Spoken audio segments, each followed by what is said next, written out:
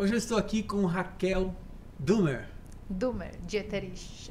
Dumer, se for gaúcho. Seja bem-vindo ao Respeito à Minha História. E você que está acompanhando nesse podcast, nós temos o intuito de de compartilhar as histórias. Eu acredito que as histórias conectam pessoas, elas trazem tomadas de consciência, reflexão, inspiração, acima de tudo, muito aprendizado. E eu, mais do que todo mundo, estou aqui para aprender sempre com as pessoas. Talvez essa seja a grande motivação para eu criar esse negócio todo. Então, Raquel, seja bem-vinda, é uma satisfação receber aqui. Obrigado por aceitar o nosso convite. Satisfação a minha, gratidão por estar aqui, pela oportunidade de estarmos em conexão. Então, do mesmo modo, acho que é recíproco, né? Sim. Estamos sempre aprendendo e evoluindo, né? E eu acho sensacional, primeiro, porque eu conheço um pouquinho da sua história e eu sei que tem muito a agregar na vida das pessoas que acompanharem até o final desse nosso quadro, dessa sua participação, porque vai ajudar muitas pessoas. E às vezes a gente ajuda assim, sem a gente pensa, quem sou eu para ajudar alguém? Quem sou eu para gerar valor na vida de alguém? Sem fazer absolutamente nada com a sua própria história de vida, você já ajuda pessoas, né? Não é o caso da Raquel, que ajuda com muito mais ferramentas, porque é uma pessoa que trabalha na área do desenvolvimento humano. Isso a gente vai acompanhar aqui um pouquinho com a história dela. Então, Raquel, para começar, vamos antes do início. Você é filha de quem? Me fala dos seus pais e aonde você nasceu. Então, sou filha de Irineu e Érica, né? Natural aqui de Nova Petrópolis, bem pertinho, né? Irineu? Do interior. E Érica. Érica? Isto. Érica? Érica. Diferente, é porque é gringo, né? Alemão. Nova Petrópolis já desconfiei, né? Exato. Essa região aqui da Serra. Britânicos. Exatamente. Europeus. Nova Petrópolis, principalmente, é bem germânico. Bem né? germânico, isso aí. Então você é gringa também? Eu sou gringa, assim, como posso dizer? Por adoção, né? Sim. Porque hoje eu vivo no meio de, principalmente, italianos, né? É verdade. Então tem gente que fala que eu já tenho sotaque de gringa e tá tudo bem, né?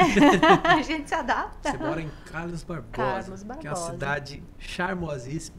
Já estive lá, tem o melhor pretzel. Falei certo? É? Pretzel? Isso! Eu já comi com aquele coberturinha de chocolate. E realmente tem uma influência muito grande de toda essa cultura alemã, né? Até mesmo pela cultura ou agricultura, né? Da produção de uva. O que mais que a gente tem para lá? Tem a CBF, tem a Tramontina, tem muita coisa boa lá. A CBF? CBF não é o... É um time de futebol lá. Foi o que eu pensei, mas... Não joga nada, né? Eu não sabia que a CBF era de casa. Claro, lá assim? Pertinho de casa, sim. Eu sei porque tem lá já entre Rio de Janeiro e Minas Gerais ali, não sei se é Petrópolis, Teresópolis, naquela região tem um CT, né, da CBF, que é a Granja Comari, lembrei. E o que tem aqui da CBF? Aqui tem um time de futsal. É futsal. Isso. Entendi. Isso aí. Porque é patrocinada pela Tramontina, não? Exato, que é uma das empresas muito fortes da região, onde eu também trabalhei por mais de 17 anos, então tenho muita honra em dizer que fiz parte desse processo também, né? Aprendi muito, evolui muito dentro dessa empresa. Realmente ela tem muito a agregar na região. Muito legal. Quem sabe pode até patrocinar o nosso canal aqui. Ô, Tramontina, dá uma moral aí, faz um pix pra nós. Então, né, e sim, eu tenho tanto essa questão de conexão, né, com a cidade que eu moro hoje, que tem descendência principalmente de italianos, né, e também com a minha cidade natal, que é principalmente descendência de alemães, né, então sim. Eu vou brincando com as bolinhas, ou como seja, a gente diz, é brasileira. Né? É brasileira, isso aí. Que a Filha gente do tem divino. uma miscigenação muito forte, ainda mais aqui na nossa região. Você nasceu e morou até que idade em Nova Petrópolis? Então, até os 19 anos.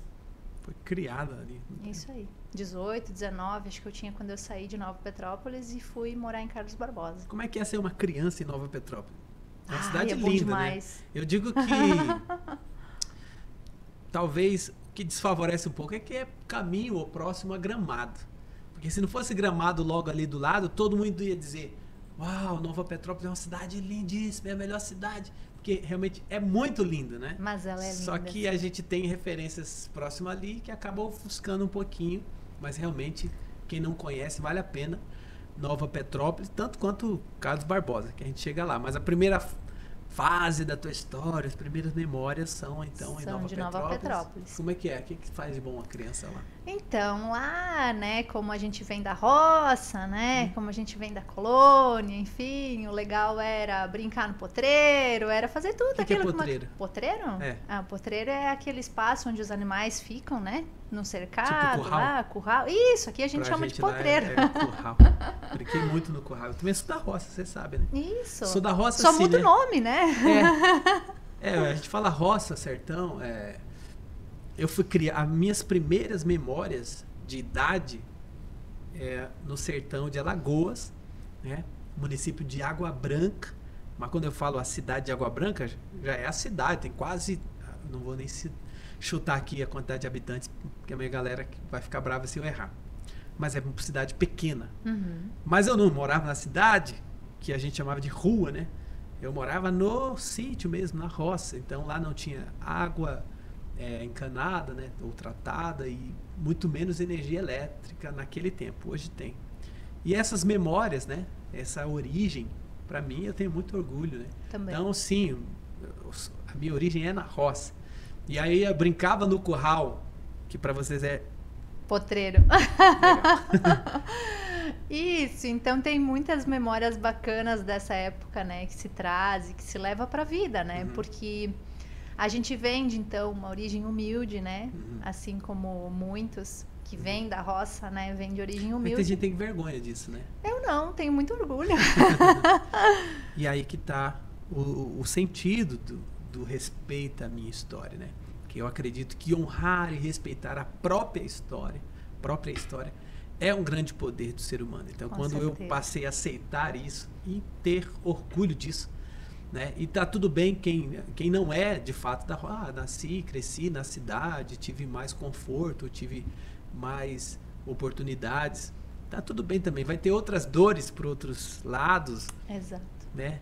Não, às vezes não pôde desfrutar de algumas coisas que lá no mato a gente tinha, né?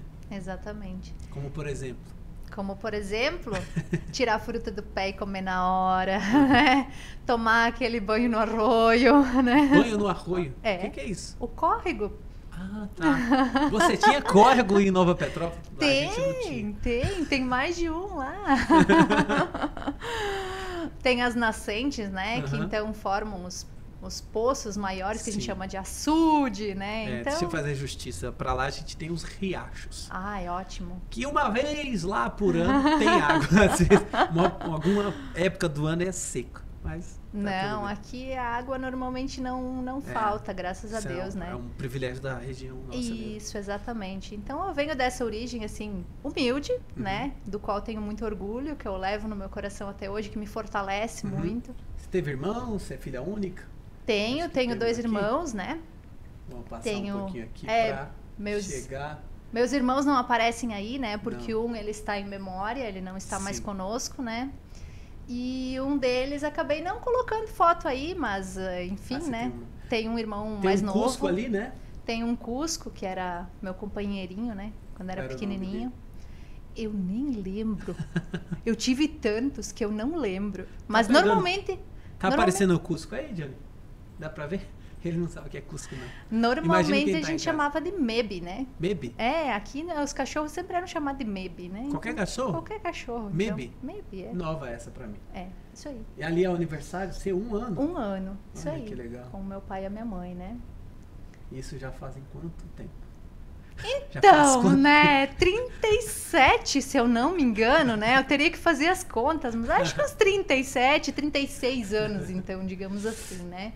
A mamãe ali com um mega hair. Isso, naquela época era normal, né, fazer o que a gente chama de permanente. Pra ficar com esse volume aí. Isso, era fashion, né.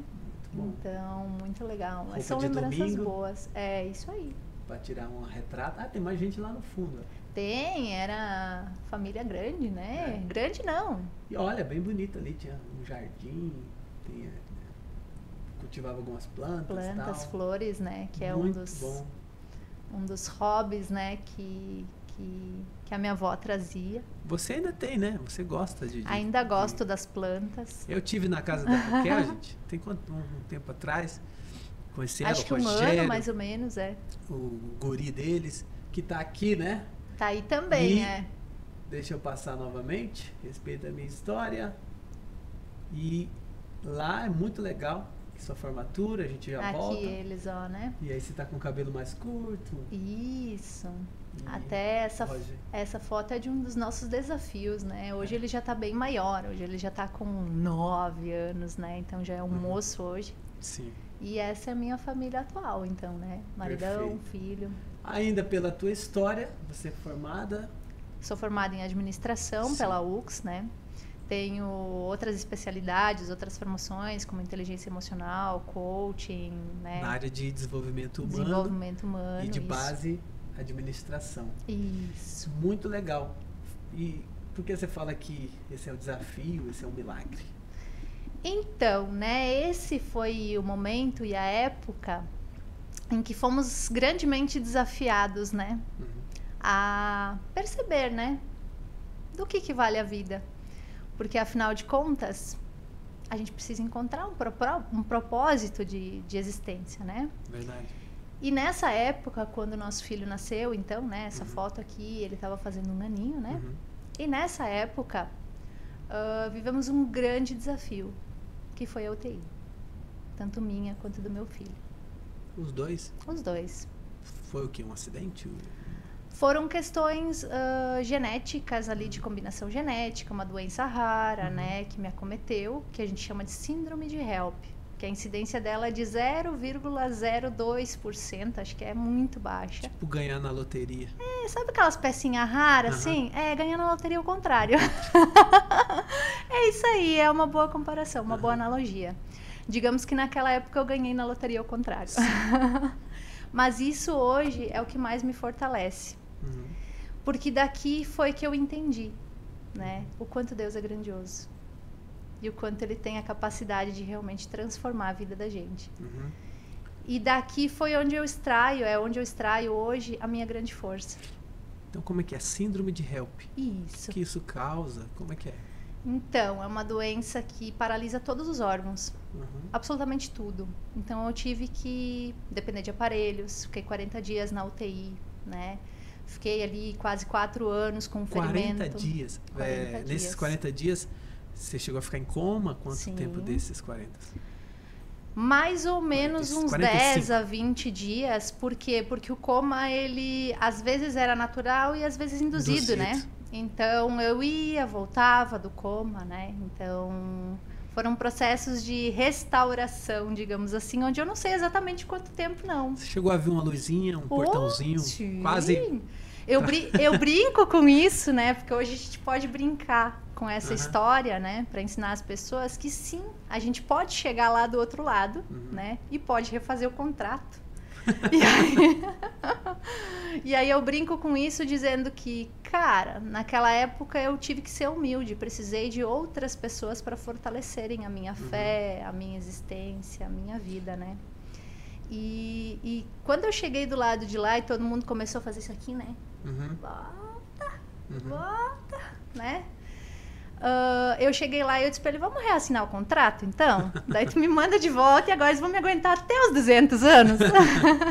Você fala o pessoal puxando aqui, eu imagino que sejam as orações, Isso. Né? Dos pais, das mães, dos amigos, Isso. todo mundo ali do seu lado. Eu sei que já tive pessoas da minha família em coma, e hospitalizado, e a gente chega lá no ouvido e a gente fala, volta, você tem coisas para fazer aqui. Exatamente. A gente precisa de você e tal. E ninguém quer, né? Às vezes mesmo quando todo mundo um dia vai chegar a hora, e mesmo que a gente saiba que tem coisas que a gente precisa aceitar, quando chega e ele leva e chama, tira lá a senha, fala, é o seu número, já era, né? Já é. Mas a gente é egoísta, né? A A gente não quer perder as pessoas que a gente ama. Exato. E a gente também não quer ir. A gente não quer ir. A gente reclama da vida. Ah, tá calor, tá frio, ah, tá longe, tal. Mas a gente ama viver, né? Com certeza. E eu você especialmente. Eu amo viver. Mas sempre você amou viver ou você já... Não. Eu aprendi a amar a vida depois dessa experiência. Como é que era antes? Antes eu era uma pessoa que eu gostava bastante de reclamar, sabe? Isso. Eu vivia num plano assim que... eu via muito desafio, muito problema, né? Hoje eu não chamo mais de problema, hoje eu chamo de desafio. Olha aí. Então... É um papo que a gente teve aqui recentemente com a Nath, justamente ressignificando essa palavra, né? Exato. É uma forma de encarar. É claro que existem problemas.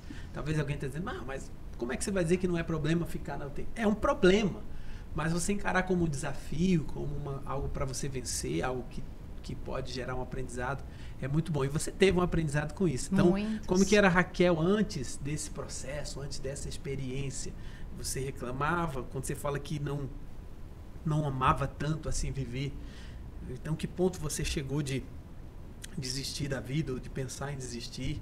Conta pra gente. Então, esse com certeza foi um dos momentos em que eu cogitei desistir, né? Porque existe aquela questão, né? De que antes eu pensava, eu falo muito que antes eu pensava em morrer por um sistema, né? Hoje eu penso em viver por um sistema. Dar a vida, né? Dar a vida em prol de um sistema, né? Mostrar o caminho de vida para um sistema, né? E sistema, o que é um sistema, né? Então, um sistema é aquilo que cada um acredita como sistema, né? Então, eu falo do meu próprio sistema, né? Somos um sistema. Exato. Somos um sistema, eu sempre né? uso essa. Então, dentro do meu próprio sistema, antes eu olhava para a morte, né? E não via assim, não via valor, não via, digamos assim, como posso te explicar? Sentido para Sentido, exatamente. E hoje não. Depois dessa experiência eu entendi exatamente o que você falou ali no início do podcast. Que às vezes simplesmente por existir ou por viver você pode inspirar pessoas a sair de um lugar que você saiu, né? E mostrar para elas que sempre há algo para aprender com cada desafio que a gente encara e enfrenta na vida, né? Se deu certo para mim, né? Se funcionou comigo. Exato. Às vezes a gente não tem, como eu disse, uma grande gama, uma grande bagagem, mas em algum nível a gente está à frente de algumas pessoas, em pelo menos algum aspecto, né?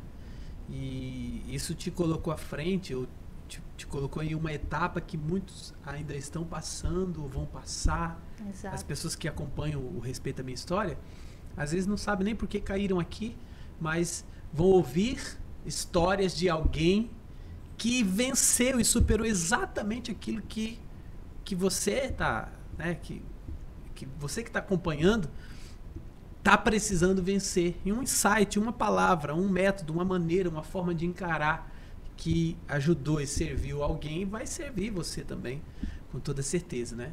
Então, você chegou a desejar a morte ou tentou de alguma maneira? Nesse momento, digamos assim, o que eu vejo como desejar ou tentar, né, ou pensar e cogitar a morte? O simples fato de ter uma falência múltipla de órgãos é querer morrer, nem né? Precisar. O seu sistema Meu já estava entrando. Meu sistema já estava entrando em morte, de né? uma forma inconsciente. Exato. Porque o nosso sistema, ele vai sempre querer ter congruência com o que a gente pensa, como a gente vê a vida. Então, Exato. Muitas pessoas falam em tirar a própria vida. São palavras um pouco banidas aqui pela plataforma, mas também a gente tem que comentar, é assunto delicado, mas a gente tem que falar. Então a pessoa pensa em dar cabo de sua vida. E algumas pessoas acabam indo buscar, né, ferramentas, sei lá, tem os métodos aí que a gente vê as pessoas tentando e às vezes conseguindo. E às vezes elas fazem isso de outra forma, elas se entregam. Então o seu próprio sistema estava se entregando, né? Como quem vai, por exemplo, para a bebida. Sabe que aquilo ali vai levar um fim, vai levar uma falência do fígado, de órgãos, e se entrega à bebida e acha que é porque é uma fuga, é só um alívio, é só... E na verdade está aos poucos deixando ir a vida, está se entregando, é o próprio sistema. E no seu caso foi bem assim, o sistema entrou no automático mesmo e disse assim, vou parar de viver. Isso aí. Né? E naquela época eu não tinha consciência de todo o conhecimento que eu busquei depois, né? Para ir melhorando ou lapidando isso em ressignificação, né? Que é toda essa visão sistêmica, repetição de padrões, de ciclos, enfim, né? Então hoje, com mais conhecimento, mais consciência, né? Eu consigo saber o que estava acontecendo, por que estava acontecendo, onde que minha alma estava olhando, o que eu buscava, né? O que estava acontecendo era uma repetição de padrão, né? Porque a minha mãe, no último mês de gestação, perdeu o meu irmão, né? Então, ali eu inconscientemente estava repetindo um padrão, que era a perda de um filho. Entendi. Né? E por força divina, né? Por intervenção divina, orações, tudo mais, enfim, cada um com sua fé, né? Não ferimos a crença de ninguém. Conseguimos quebrar esse ciclo com amorosidade. Né? Então, meu filho está aí, eu estou aí. Ele né? também ficou 45 dias? Não, ele ficou menos tempo. Sim. Ele ficou, como ele foi, o nascimento dele foi mais prematuro, né? Sim. Então, ele ficou um tempinho ali na UTI e depois ele já teve alta e... Entendi. Hoje é uma criança sadia, normal, graças a Deus. Faz bagunça como todas as crianças? Bastante, né? bastante. Eu sei, eu já vi. Muito legal. E o Rogério... apoiou você? Qual a participação dele nesse momento? Com certeza. Da tua dor, o Rogério, eu brinco que... Tua dor não, a dor dele também. Dor de todos, né? Porque a família inteira acaba sofrendo com esse processo, né? Mas ao mesmo tempo se fortalecendo também, né? Então, o Rogério, sim, sempre foi meu parceirão. Conheço ele desde os meus 12 anos de idade. Ah, é? Me conta como é que vocês conheceram. Então, fomos apresentados, eu brinco, né? Que fomos apresentados pelo Divino. Nos conhecemos no encontro de jovens da igreja, né? Na época. Fomos apresentados por ele, nos conhecemos lá. E estamos até hoje, né? Mas pulou de 12 anos para os 35. Você conta essa história pra gente. Então, né? Então, desde os meus 12 anos... Com 12 anos vocês não namoraram, né? Com 13, na verdade, mas eu conheci ele desde os 12. Esperou completar 13 anos para namorar. É, isso aí. Eu sou um pouco fora do padrão, assim. Mas, ao mesmo tempo, me fortalece muito, nada contra, né? Porque você vê que deu certo, né? Deu certo. Era pra ser, né?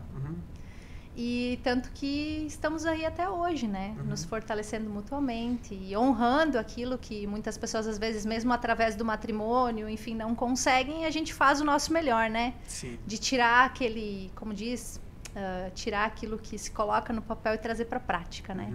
Então, eu sou uma pessoa hoje que leva muito a sério a prática, né? Das ações, das construções, enfim. E eu tento trazer isso para a minha realidade no dia a dia, né? E, enfim, acho que é isso. Depois vieram outros desafios. Amor, fala do romance, que é romance. Que é uma história linda. Tanto tempo juntos, se conheceram na adolescência, né? Ou isso. Quase infância. Então, o Rogério sempre morou em Carlos Barbosa, eu em Nova Petrópolis, foram uns 90 quilômetros de distância, quase, né? Vocês se viam com que frequência, assim? Finais de semana. Né? Aquela questão assim, vem aqui, conhece e tal, vai lá, passeia e tal. Sim. E aí, normalmente, ele vinha nos visitar, né? Vinha me visitar. E aí, que nem eu falei, né? Quando eu saí de casa, então, para morar em Carlos Barbosa, foi que a gente começou, né? Nossa construção de casal, morar juntos e construir uma família e construir o nosso espaço, né? Sim. Hoje temos o nosso cantinho, temos, né, nossa casa. Suas atividades. Nossas atividades, isso aí. Você já era formada quando você já tinha? Não. A formação veio depois. Veio depois, e o que mais que veio depois disso, em termos de busca por autoconhecimento? Então, nessa fase aqui desse desafio que a gente encarou, né? Eu estava no meio da minha formação acadêmica. E aí, o que veio ali ao longo do caminho, depois de enfrentar esse desafio intenso, então, foi essa busca por mim mesma, né? Esse autoconhecimento que eu busquei, enfim, mergulhei de cabeça, enfim. Então, eu busquei vários segmentos, vários conhecimentos, me apaixonei pelo segmento dos cristais, que hoje é uma das minhas linhas de atuação, né? Nos processos terapêuticos. Conheci a cromoterapia, fui apresentada ao Reiki há pouco tempo agora, né? Então, fiz outras formações também, né? A inteligência emocional é uma delas, o coaching é uma delas, né? Então, tudo isso me levou ao autoconhecimento, que é algo que eu defendo muito, né? Sim. Porque, afinal de contas, ninguém confia em quem não conhece. E eu só posso confiar no externo se eu confiar em mim mesma. Se eu souber quais são os meus limites, as minhas capacidades, enfim. Eu amo a frase que é de um mentor nosso, em comum, que é o José Roberto Marques. Isso. Eu, de vez em quando, eu falo e essa frase me apropriei mesmo, porque é tão minha, é tão verdade para mim, né? Quanto mais eu me conheço, mais eu me curo, mais eu me potencializo. E me fortaleço, eu complementaria, Exato. né? Porque o autoconhecimento, ele traz essa, como posso dizer, essa beleza dentro de si, né? Porque eu para me fortalecer, para eu realmente saber o que eu quero, o que eu vim fazer aqui, quem eu sou, afinal de contas, né? Caí aqui de paraquedas porque, né? Eu preciso saber, primeiro, de onde eu vim, o que eu fiz com tudo isso, o que eu tenho para aprender e para onde eu vou, né? Que talvez são perguntas cujas respostas nunca são precisas ou são verdades absolutas, né? Porque Não. ao longo da história sempre se buscou saber de onde viemos, para onde vamos. É um grande dilema que Freud e outros já tentaram explicar. E de repente eu só precisa ser a minha verdade. Só Exato. preciso eu entender e crer o que eu estou fazendo aqui. Então eu desci. E às vezes é uma escolha interna. Exato. Eu escolho estar aqui para servir o mundo com a minha mensagem. Eu, Anderson Feitosa, eu estou aqui para levar boas novas. Sou um mensageiro de boas novas. Quem eu sou, o que eu faço? É isso que eu sou, é o que eu faço, é para isso que eu existo. Pelo meio do que eu faço isso? Seja aqui no podcast, seja no altar da minha igreja, seja no outro canal do YouTube que a gente tem, onde realizamos orações. Seja você, no caso da Raquel, que buscou ferramentas que podem ajudar pessoas que estão à beira da morte, que estão desistindo da vida. Então encontra métodos, né, que auxiliam no desenvolvimento pessoal, que auxiliam no autoconhecimento, que dão significados para existir. E é isso que nos move, né? E você encontrou isso. Hoje você tem um sentido para viver hoje. Como é que você sente que a tua vida tem uma razão? Com certeza. E para mim é muito simples, porque é que nem a gente falou, você falou lá no início, né? O simples fato de você existir exatamente como você é, faz com que você faça a diferença. E não existe ninguém igual como o Anderson Feitosa ou como a Raquel, né? E olha que, que extraordinário, né? Quantas pessoas, quantas milhares, milhões de pessoas no mundo, mas eu sou o único. Exato. Nem existiu alguém antes ou haverá depois. E é claro, só posso crer que há um Deus, né? Um Criador, que nós não somos linha de montagem, não saímos em série como é criado o microfone, Exato. copo, que você acha um outro copo que é igual, e aí você vai achar uma série iguais assim. Não, o ser humano não é assim, o ser humano é único, né? E aí você encontra o seu próprio sentido da vida, sua própria razão. O que mudou em você quando você teve esse insight? Então, eu finalmente entendi, né, que nós sim somos feitos à imagem e semelhança do Criador. Então, afinal de contas, se nós somos feitos à imagem e semelhança, será que a gente veio para o mundo para sofrer se Deus é amor? Né? E aí eu consegui começar a compreender que o livre-arbítrio que a gente exerce sobre as nossas ações e a nossa vida, ele justamente nos conduz às nossas escolhas, aos nossos aprendizados e aos nossos desafios. Então, hoje eu exerço esse livre-arbítrio, eu uso desse livre-arbítrio, eu aprendo com esse livre-arbítrio, né? Eu aprendo com as minhas escolhas, enfim, com esses desafios encarados, com os desafios que ainda estão por vir, porque eu entendo que eu não estou sozinha na jornada, né? E sempre que eu precisar, existe uma força maior, né? Existem pessoas que vão me ajudar, que vão me apoiar, que vão me ancorar, e, enfim. E do mesmo modo eu faço isso no mundo também, né? Então também hoje faço um trabalho para auxiliar as pessoas, mostrar que elas não estão sozinhas, que elas precisam também fazer a sua parte, né? Precisam também ser protagonistas da própria vida, né? E por falar em pessoas que nos auxiliam, e olhando para essa foto, Aproveito para perguntar para você o que significa família para Raquel. Família é um valor intangível para mim, né? Assim como saúde, assim como transparência, assim como justiça, honestidade, né? Então hoje eu tenho muita clareza de quais são os valores que eu tenho, quais são as causas, digamos assim, que eu defendo, de que lugar eu falo de verdade, de que lugar eu consigo sustentar a minha verdade, sabe? Então, família para mim é algo intangível, porque nos momentos em que eu mais precisei, ela esteve lá. E ela está comigo até hoje, né? Então... Você falou das coisas que você gosta, que te motivam, que você tem, que são valores, né? Isso. E o que te incomoda do outro lado, né? Se por um lado, justiça, transparência, família, esses valores, respeito, honestidade... O que te deixa indignado? O que você olha no mundo, enxerga e você mudaria no mundo? Não sei se eu mudaria, sabe? Hoje, se você tivesse o poder. Se eu tivesse o poder, acho que eu plantaria essa semente em cada ser humano. Essa semente de vida em cada ser humano. Né? Se eu tivesse esse poder, né? Mas não temos, né? Então, acho que o que talvez me incomoda um pouco... é ver a pessoa ali na zona de conforto e se contentar com isso. Mas eu vou fazer o quê, né? Se é uma escolha. Então, não sei se isso me incomoda.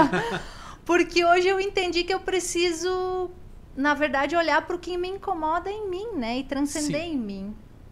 É quando a gente enxerga algo que incomoda no mundo ou nos outros, no outro, naturalmente há uma projeção, né? Isso, é algo exatamente. Que eu preciso trabalhar em mim. Se doeu, né, se pegou, tem alguma coisa aqui. E talvez seja exatamente uma dica para o nosso propósito, para que estamos aqui. Exato. Ou o movimento que precisamos fazer. Exato, né? Observar, né? Porque eu gosto muito daquela frase, bateu, doeu, toma que é teu, né?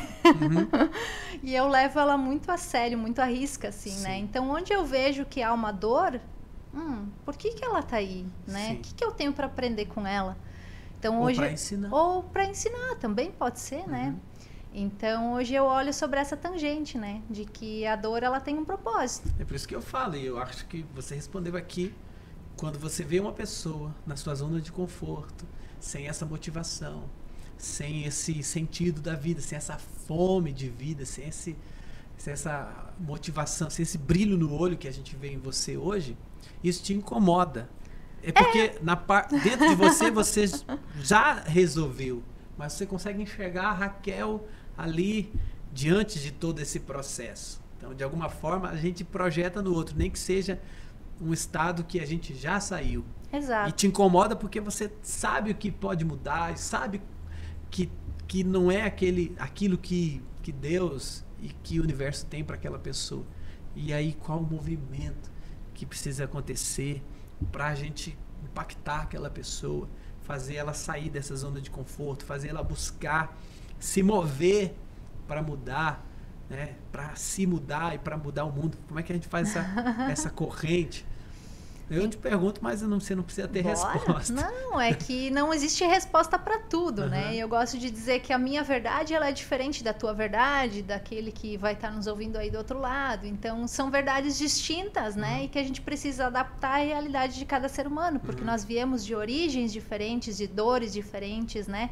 De histórias diferentes. Então, cada história precisa ser respeitada, né? E aí a questão essa criação, esse ambiente que eu vivi vai me ajudar a dar os significados, como por exemplo, Exato. Eu perguntei para você qual o significado, né, de família, outros vão dar um significado diferente e outros vão para outras coisas também tem suas próprias percepções, e é claro que a gente vai dizer assim, tá tudo bem, né?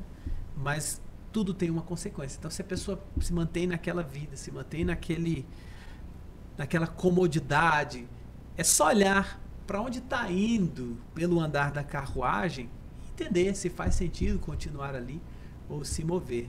E às vezes as pessoas percebem que precisam de uma mudança e não sabem por onde começar, né? Exato. Sabe. Então, hoje o meu trabalho é justamente por, né, digamos assim, o caminho que eu segui hoje, que eu estou trilhando hoje com o meu trabalho, ele é justamente por não querer ver as pessoas na zona de conforto, né? Então, por isso que tanto me incomoda. E aí então você incomoda as pessoas. Eu incomodo as pessoas. Eu amo incomodar as pessoas. Você é uma chata, na verdade. Eu sou uma chata e trago isso com muito orgulho hoje, né? Porque afinal de contas, se a pessoa diz que tá tudo bem na vida dela, ótimo, né? Agora, se a gente vê que aí na prática não tá tudo bem, opa, peraí, vamos olhar para isso então. Então eu vou ser a chata, né? Eu vou ser a chata que vou começar a cutucar para entender de onde essa pessoa precisa sair ou partir para daí ela poder sair da estagnação, né? Então aquele incômodo necessário que às vezes a pessoa por si só não se dá conta, né? Fazer esse movimento. E aí eu falo, né? Sempre ser duro com a questão e leve com as pessoas. Com as pessoas. É a forma que eu, por exemplo, uso para levar a palavra de um jeito que seja leve. Porque o evangelho que Jesus ensina, ele não é pesado. Pelo contrário, Jesus fala assim, que ele toma, vinde a mim todos que estão cansados e sobrecarregados. Muitas vezes a pessoa está cansada e sobrecarregada, chega a uma igreja, seja evangélica ou não, e recebe uma carga ainda maior. Exato. Né? Já está cansado e sobrecarregado. Aí entrou ali e vem um líder dizendo, tome aqui uma carga.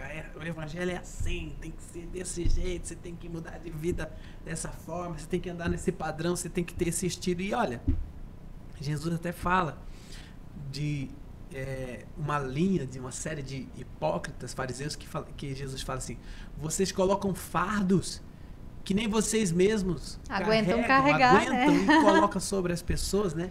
Não entram no reino e não deixam os outros entrarem. Então acredito que a maneira de ajudar as pessoas não é atacando as pessoas, é atacando a questão. A dificuldade, né? Eu também olho por esse modo, por esse aspecto, e levo muito a sério a frase de que quando fores tocar uma alma humana, seja apenas uma alma humana, né? Jung. Conheça todas as técnicas, todas as ferramentas, todas as fórmulas, desenvolva, mas quando você está diante de um ser humano, seja apenas um ser humano, né? É muito lindo isso. E é isso que eu levo muito a sério hoje, né? Então, eu realmente busco hoje trabalhar com essa leveza, né? Sendo dura, que nem você falou, com os problemas, sendo uma chata mesmo. Tem que ser. Porque, afinal de contas, a raiva ou a chatice ou aquela, né? Aquela quando a gente olha assim, não, isso aqui não tá legal. É justamente para que a gente possa sair desse lugar que não nos compete mais, né? Então eu aproveito esse embalo para daí mostrar um outro caminho, né? Que remédio que é ruim, que amarga, que cura, que é bom, né? Quando arde, né? Você lembra que o mertiolate antigamente... Hoje em dia não, né? Diz que não dói Hoje mais. Não dói mais, Quando a gente lá em Nova Petrópolis ralava, caía de carrinho de rolemã, bicicleta. Sim, com certeza.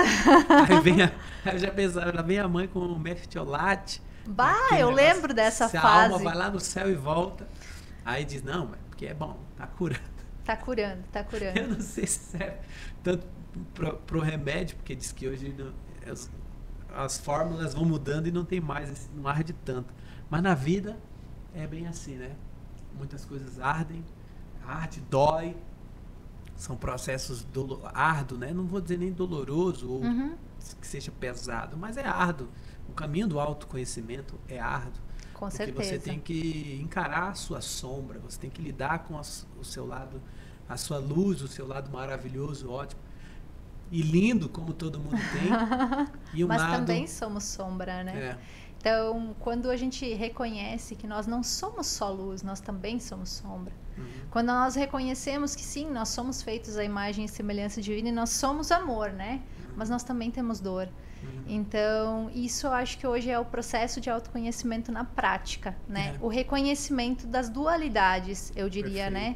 Porque aí é o que um dos professores que eu tive falou, né? O negócio é brincar com as bolinhas, né? E perceber ou quando eu estou na minha sombra, quando eu estou na minha luz, quando eu estou na minha dor, quando eu estou no meu amor, né? Para daí perceber onde eu estou tocando uma outra alma humana e de que lugar, né? Aí eu acredito que é onde a gente faz a diferença no mundo. Legal. E eu acredito que o autoconhecimento começa aí, né?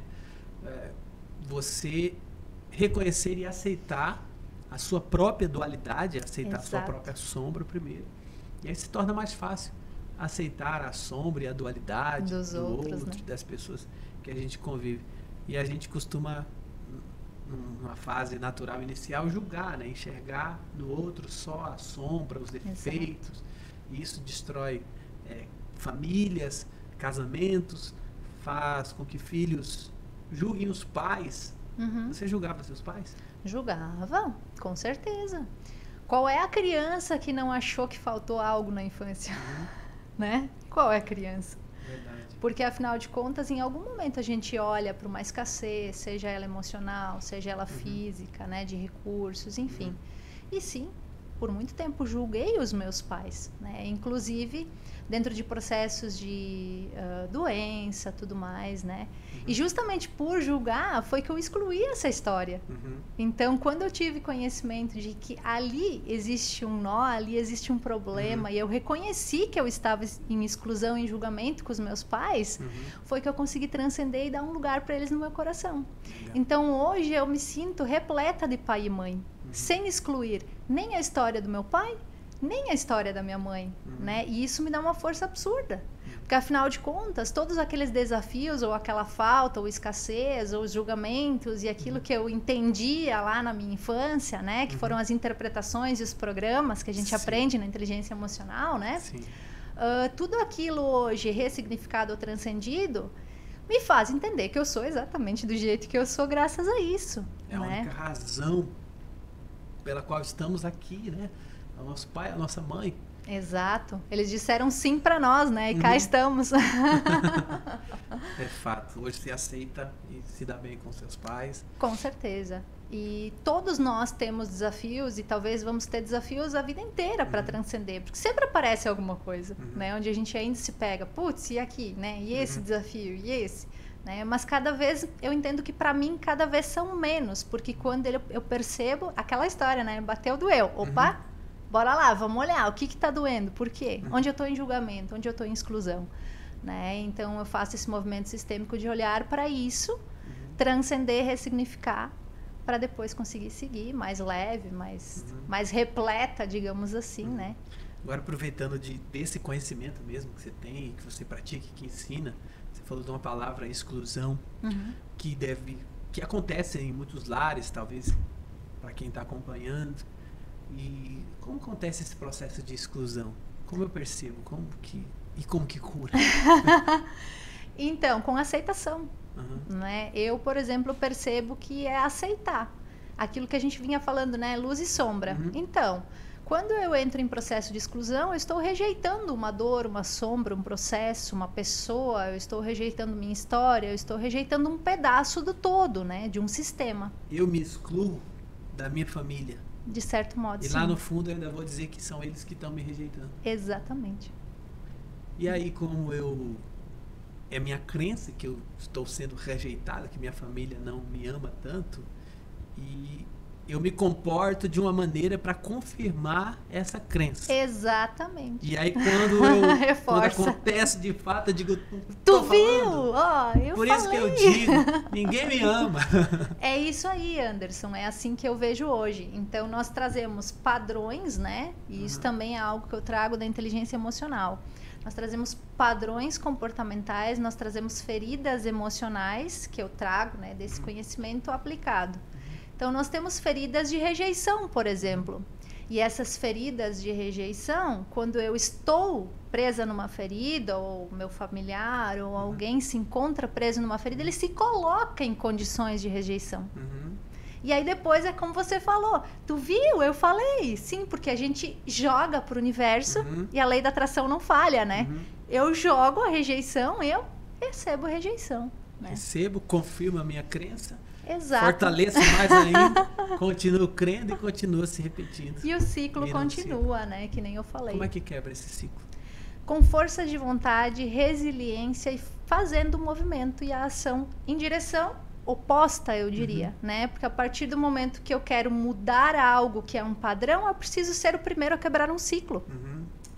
E aí não esperar do outro uma coisa que depende de mim começar o movimento, né? É se concentrar, né? naquilo que depende 100% de você. Por exemplo, eu estou aqui dentro de mim esperando que os meus pais façam movimentos, que me aproximem, que me acolham, que, tá chegando o meu aniversário, será que vão fazer uma festa? Será que vão me fazer uma surpresa? E essas coisas não dependem, né, do outro, né? Não depende da gente, né, 100%. E aí quando a gente se concentra no que o outro poderia fazer, cria expectativas, e no fundo eu tenho a crença de rejeição, aquilo vai se concretizar. Exato. E se eu me concentrar no que depende de mim, por exemplo, eu quero uma festa de aniversário, eu quero ser reconhecido, né? Estou dando um exemplo aqui. Então, o que depende de mim? Depende de mim comunicar isso, né? Exatamente, Pedir, esse é o primeiro passo. Solicitar. Falar, né? Comunicar, agir, eu diria. Por quê? Porque a ação, ela envolve todos os nossos sentidos, né? Então, primeiro, se eu quero uma festa de aniversário, posso comunicar para que os outros façam ela para mim, façam acontecer. Eu quero um carro de presente no meu aniversário, eu posso pedir. Pode pedir, daí a ganhar, né? Não sei, depende da estrutura de cada um, pode estar né? dizendo assim, então é só pedir que vem. Talvez é o lance da expectativa, né? Isso. Que a gente cria. Então, o que depende de mim? Depende de mim solicitar. Não depende de mim que as pessoas têm um recurso e a condição e a disposição de me dar um carro. Mas eu posso começar com um movimento assim de ser reconhecido, receber os parabéns. Sabe que eu falo isso? Existe aquela ferramenta que chama roda da abundância. E um dos 4 verbos da abundância, além de agradecer, além de solicitar, de agir, né? Aliás, solicitar é o verbo em questão. Então, às vezes a pessoa fica esperando que chegue naquela data, quero ver quem vai lembrar e vai me dar os parabéns. Aí ninguém me deu parabéns, ou a única pessoa que eu esperava, que eu queria, não me deu os parabéns.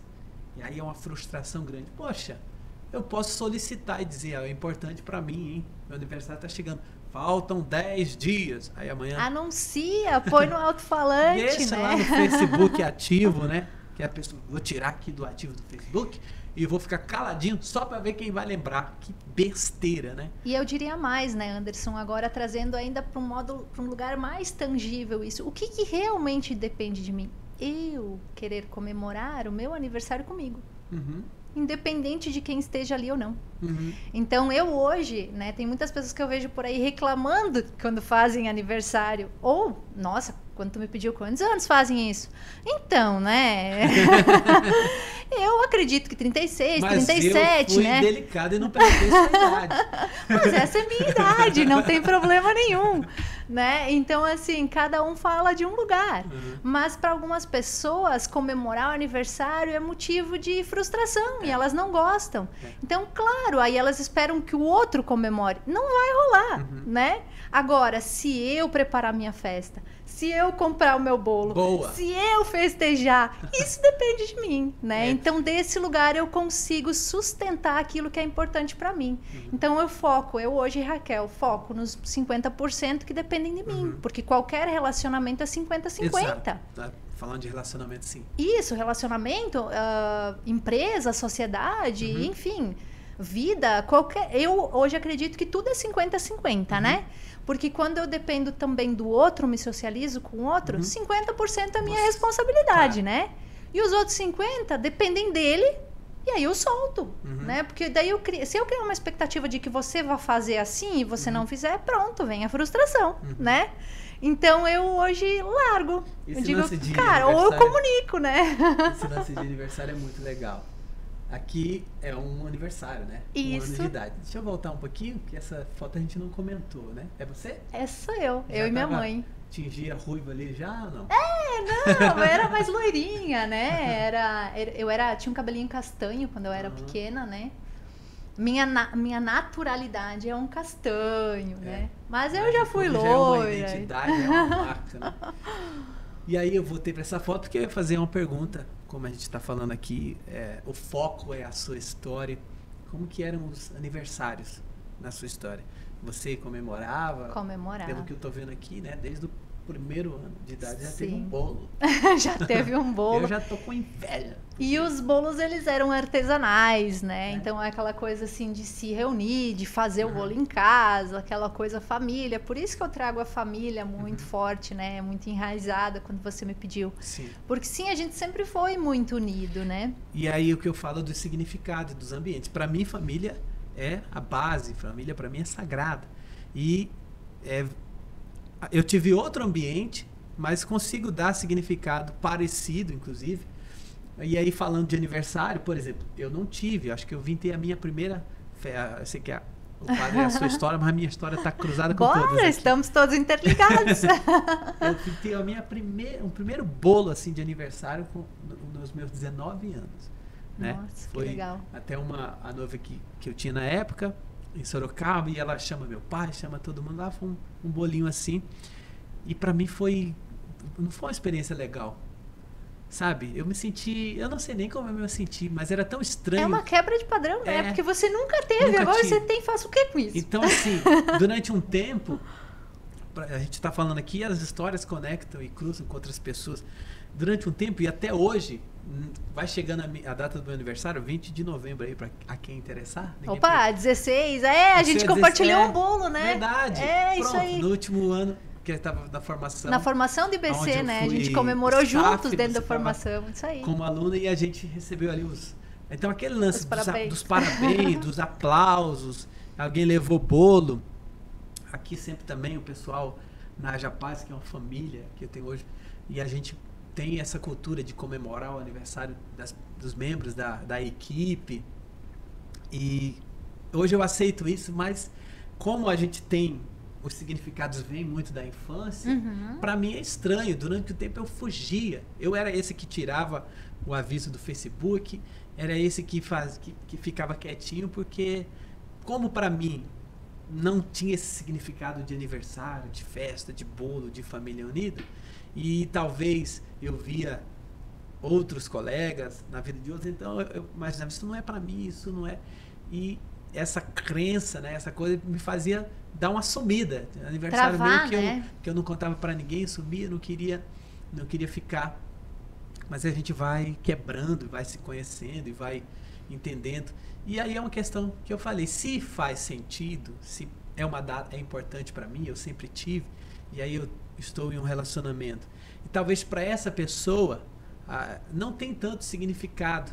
E ela não evoluiu ainda para entender que não é sobre ela, às vezes é sobre o outro. Sobre o outro, né? Então, ela acaba se comportando, agindo com o outro como ela gosta de ser tratada. Exato. Que é um grande erro, né? Exatamente. As pessoas dizem assim, trate o outro como você gostaria de ser tratado. Não, trate como ela gostaria de ser tratada. Porque talvez eu não goste de festa de aniversário e ela gosta. E aí você enfia algo goela abaixo, e isso não se chama empatia, né?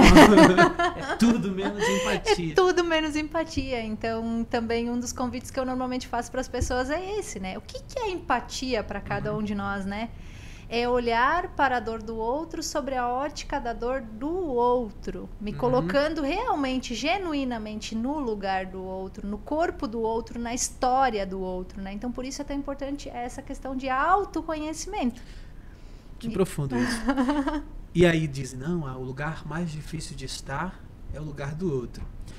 E a dificuldade aí, acho que não é nem estar no lugar do outro, é sair do seu próprio lugar. Por um instante, para eu ter empatia com a Raquel, para eu olhar, né, pelos teus olhos, para eu sentir, vestir realmente a sua vida, por aquele instante, só por aquele momento, para tentar sentir o que você está sentindo, eu preciso momentaneamente abrir mão do que eu estou sentindo, das minhas percepções, das minhas convicções, das minhas crenças.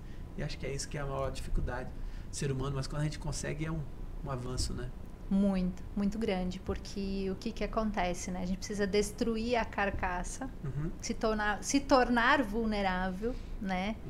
E permitir abrir esse campo, né, para que o outro possa acessar a nossa dor. Porém, né, o quanto disso a gente realmente, como posso dizer, quer mostrar, não quer mostrar, enfim, porque ali está o detalhe do quanto a gente pode transcender, né? Então, por exemplo, como é que eu vou te explicar? Quando eu me coloco vulnerável, né, que é algo que a gente aprendeu no curso, né? Precisamos mostrar nossas feridas. Por quê? Porque quando eu me coloco vulnerável diante de ti, eu tenho a chance de sarar minhas feridas. Mas também tem feridas que eu não preciso nem falar delas, né? Só de falar que estive no UTI, a pessoa já entra na minha dor. Sim. Mas ela não precisa entrar na minha dor, porque essa é a minha dor, né? Mas, ao mesmo tempo, para que eu alcance a dor do outro, eu preciso, que nem você falou, sair da minha e acessar a dor genuinamente do outro. E isso dói. Isso dói, né? Porque a gente precisa sair da nossa zona de conforto, que eu digo, para entrar num campo que a gente não conhece. Você vai ter que ferir o teu ego, né? Exato. Eu preciso de humildade, né? Porque eu preciso genuinamente parar e ouvir a história primeiro, né? Para daí saber de que lugar eu consigo auxiliar.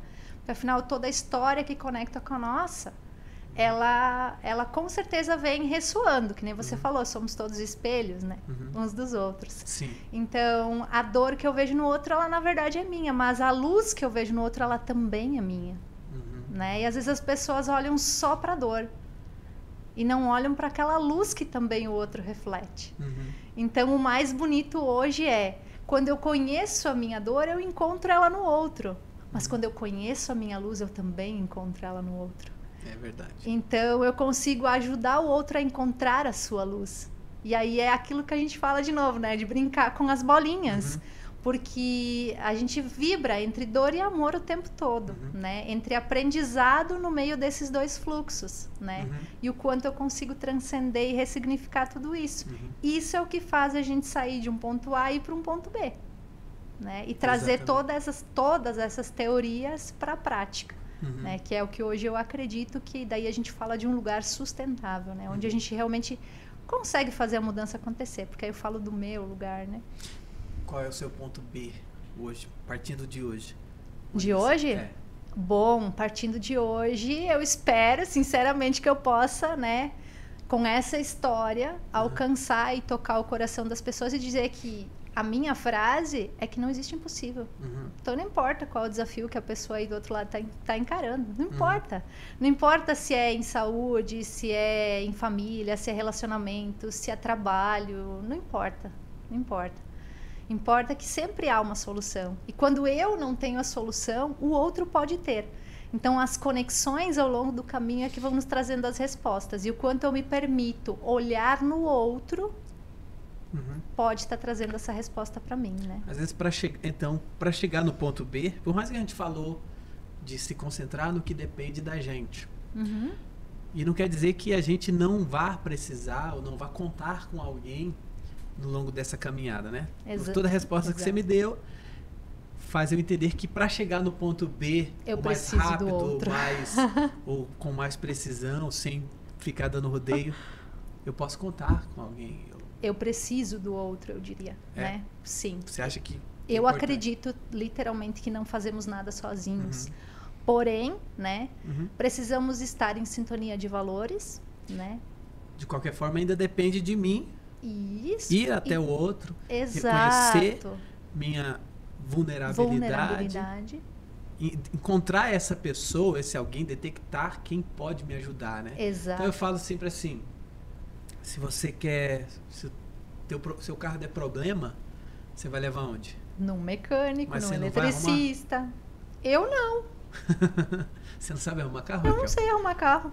Eu não preciso saber tudo. Eu só tenho que saber quem faz. Trocar pneu, você como é que Não. Você veio de Carlos Barbosa aqui, ó. O seguro é pra isso. Aciona o guincho. Então, se eu preciso arrumar meu carro, se der defeito, eu levo no mecânico. Se for na parte elétrica, eu levo no eletricista.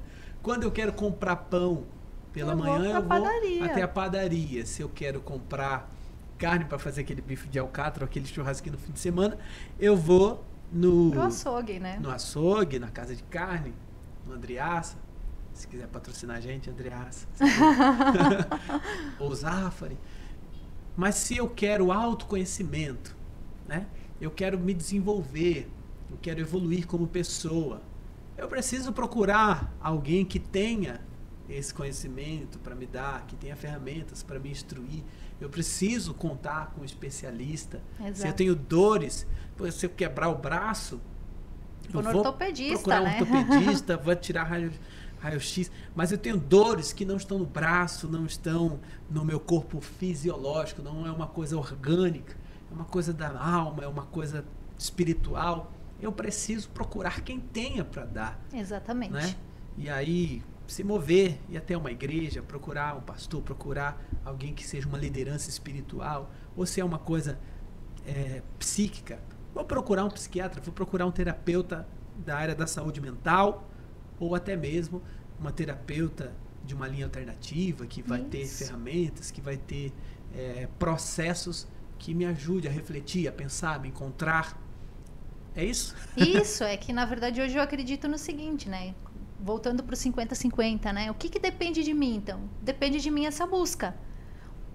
Onde eu estou e onde eu quero chegar. Uhum. Quem é a pessoa que já traçou esse caminho, né? De um ponto A ao ponto B, Uhum. que pode me levar mais rápido. Uhum. Então ali eu ganho tempo, Exato. encurto o caminho e não preciso passar pelas mesmas experiências dolorosas em vida para adquirir aquela sabedoria. Então essa pessoa vai facilitar o meu processo, digamos assim. Boa. Então esses são os meus 50%. Buscar alguém em sintonia comigo, né, que tenha os mesmos valores, que possa me levar para o caminho que eu quero traçar, independente do desafio, que nem você falou.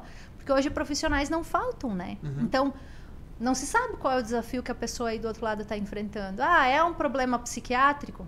Busque um psiquiatra. É um problema mental, psicológico? Busque um psicólogo. É um problema espiritual? Busque um mentor espiritual, né? Ah, é um problema emocional? Busque um mentor emocional, né? Então, busque pessoas que já traçaram e que hoje conseguem, como é que eu posso dizer, sustentar na prática, né? Sustentar aquilo que a teoria traz. Sim. Então, se você consegue ter uma habilidade emocional para lidar com as suas emoções, e hoje eu consegui falar da minha história sem chorar. Então, minha habilidade emocional está melhorando. Que pena, tava torcendo pra você chorar. Mas são processos, né? Por quê? Porque eu conto a minha história a cada pouco, então cada vez vai sarando um pouquinho mais, né? É porque quando você olha para o mesmo evento e já não dói mais. Já não dói mais. Há uma cicatrização, um processo Exato. de cura. O evento continua sendo, tendo o mesmo impacto o e evento a mesma foi proporção. O mesmo, né? Não dá Os para chegar fatos lá e não mudar. mudam. Não dá para eu chegar agora e dizer, eu vou mudar que o meu aniversário de 1 ano foi comemorado em família, né? Talvez. Não, os fatos estão aí, Os fatos né? estão aí. Não, eu não tive comemoração de aniversário até os 19 anos, não tive um bolinho para mim. Mas isso não me dói mais, porque eu consigo não julgar, eu consigo entender que essa é a minha história, foi assim que aconteceu. E eu olho para isso, até a gente pode talvez se emocionar ao falar de alguma coisa, e até chorar, e até mesmo esse choro não quer dizer que tenha dor ou que tenha ali ainda, sabe, algo para ser resolvido. E então, parabéns por contar a sua história com essa leveza, trazer pra gente tanto conteúdo, tanto conhecimento e trazer pra gente o seu exemplo, a sua vida, né? Por ter passado pelo crivo dos 45 dias na UTI, ter voltado. Ter voltado da porque UTI, né? E poder ter sua vida como exemplo para inspirar outras pessoas, né? Os seus alunos, as pessoas que você atende lá no teu processo, no teu espaço, e as pessoas que estão ouvindo essa linda história. Parabéns. Eu vou perguntar ou abrir para você deixar uma mensagem, né? Então, Telefone, contato. Hoje eu estou à disposição, né, através do Instagram, que é o meu perfil profissional, Raquel Dumer, DU, 2MZR, né, simples, @oficial. Essa é a minha rede social, né, a principal. O meu telefone, então, se alguém precisar. A gente vai deixar aqui na descrição do vídeo, né? Deixa aí com vocês. Falar também. Bom, 54, né, 99613-6659.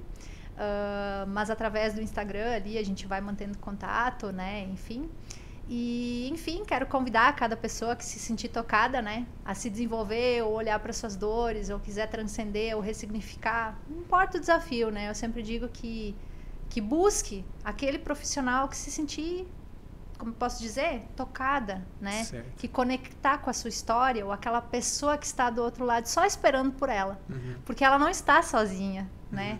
Então, ninguém de nós está sozinho. A gente sempre tem com quem contar. E eu me coloco à disposição.